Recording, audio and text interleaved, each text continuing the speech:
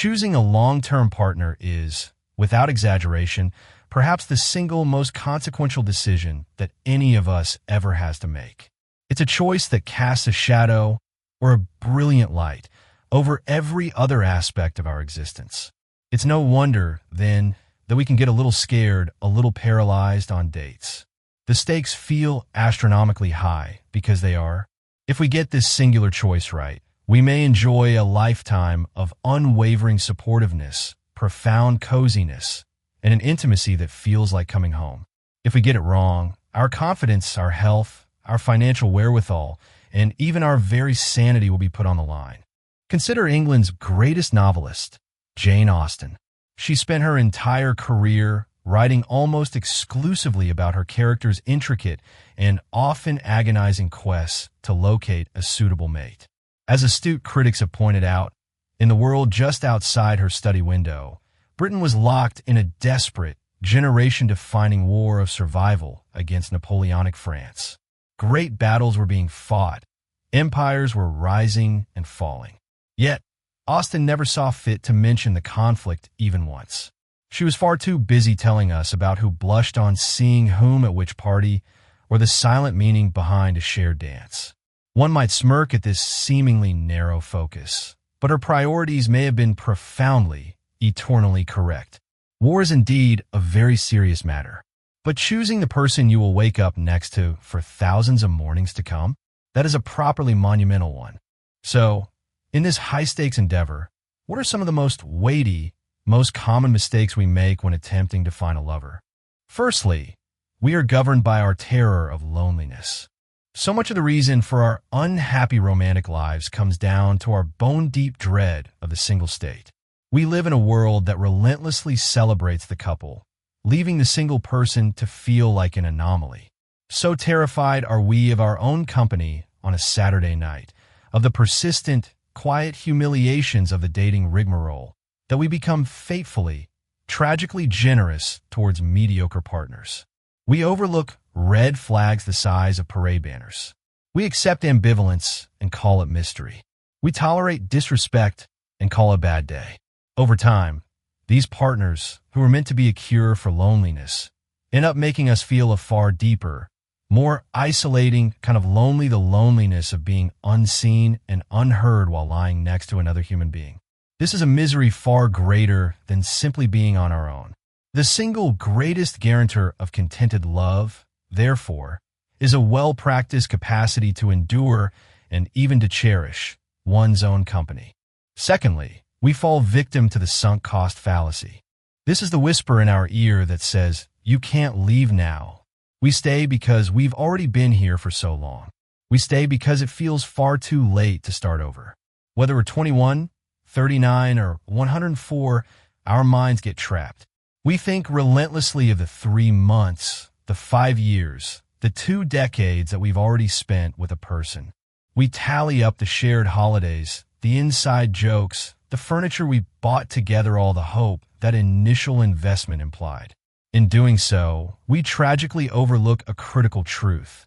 A short, happy future is always worth more than a lengthy, fractious past. The past is a lesson, not a life sentence. And we forget a related, painful truth. Though people may occasionally change, they almost never do so simply because we politely, or even desperately, ask them to. True change must come from within them, not from our ultimatums. Thirdly, we operate with muddled assumptions about better alternatives. Of course, our partner can be a bit awful at times. They leave wet towels on the bed. They tell stories poorly. They chew too loudly. The real, mature question is not, are they flawed? But rather, is this a special, unbearable kind of flawed? Or are they just another member of our collectively maddening species?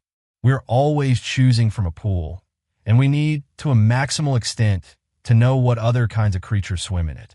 Our level of calm 10 years from now will depend entirely on having built up, through experience, a fair and robust sense of what an acceptable, livable degree of frustration might be. Anyone can find someone annoying. That's easy. The true skill is to have determined the relative inevitability of their vexatiousness, though, know how to distinguish hysterical, soul-crushing misery from the normal, unavoidable unhappiness that comes with sharing a life with any imperfect human. Fourthly, and more subtly, we may harbor a secret hatred of love. This is a deeply paradoxical challenge.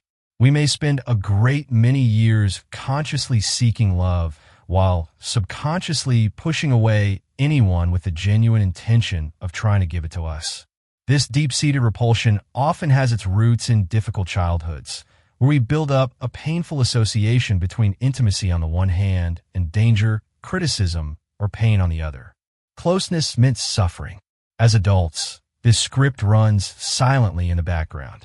We now suspect that anyone who is kind, patient, and sweet must be fundamentally deluded for identifying in us a lovability that we, in our heart of hearts, don't recognize in ourselves.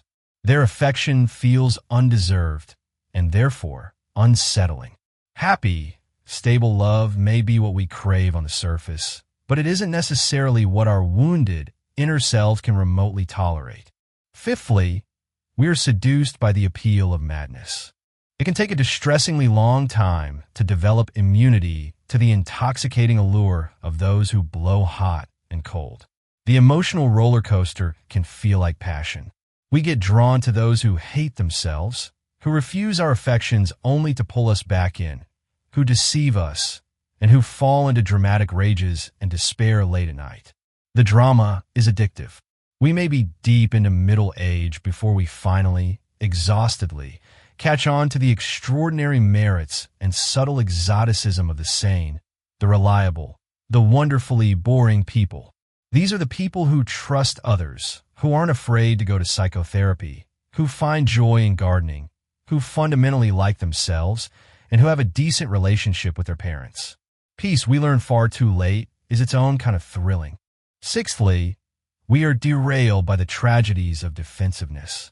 It is the character trait that single-handedly and silently dooms more relationships than any other. Defensiveness is a fortress wall built around a fragile ego. It's what happens when you gently, lovingly raise a complaint against a partner, and they immediately reply that this isn't a good time, that it's actually your own fault, that there is, in fact, no problem, that you're just being mean, or that this is all too much for them to handle. Their goal is not to solve the problem, but to deflect the criticism. It is a truly blessed, life-altering day when one lands on a human who, perhaps thanks to the profound gift of love from early caregivers, utters the magic relationship-saving words. How interesting. I hear you. You might have a point. Let me have a real think about what you're saying. That vulnerability is the bedrock of true partnership. Seventhly, we underestimate the cumulative impact of character flaws. We tell ourselves that it's only a little thing. It's just a small tendency in them to be slightly dismissive or a bit unreliable with money, or to always turn the conversation back to themselves. It's not a big deal, we say. Then again, a pebble is also only a very small thing. But if you have one in your shoe and you're setting out to run a marathon, after just 1 mile, your foot is going to be raw and soaked in blood. Small, persistent irritants, when repeated daily over the course of a lifetime, do not remain small. They compound, they magnify, they erode love until nothing is left but resentment. Eighthly, we foolishly underestimate physical attraction. This is a criterion that clever, intellectual people like us are especially prone to neglecting. Surely, we tell ourselves sexual appeal is superficial and shouldn't detain us for too long when choosing a mate for life. Surely there are more important, more noble things to think about than who might be submissive or who dominant. But this is to overlook how many arguments about chores or money are, at their heart, about a deep and silent resentment over absent or unsatisfying sex. And conversely, it is astonishing how much one can forgive a mate their terrible jokes, their annoying habits after truly satisfying and connecting 20 minutes together. Given that sex is typically the one essential form of intimacy that we're not legitimately allowed to seek outside a couple, we should make absolutely sure that the kind we're having in it is uncommonly, wonderfully satisfying. And ninthly, we are crippled by perfectionism. Our chances of making a good enough choice for a life partner increase dramatically the more we recognize the absolute impossibility of making a perfect one. Our marriages and relationships improve the moment we concede that we will naturally, inevitably, marry slightly the wrong person. But this isn't a tragedy. It's a reality, because there is no such thing as the fully right sort. Only gods and myths can marry paragons. We mortals are fated to have to cope with, and hopefully love, just another demented, sweet, silly, infuriating fool much like ourselves. The most contented, long-lasting marriages rest not on a foundation of shared perfection, but on a bed of consoling, forgiving, and gentle, laughter-filled pessimism. But this realism, this pessimism, is not a cause for despair. In fact, it's the very foundation of real, enduring hope.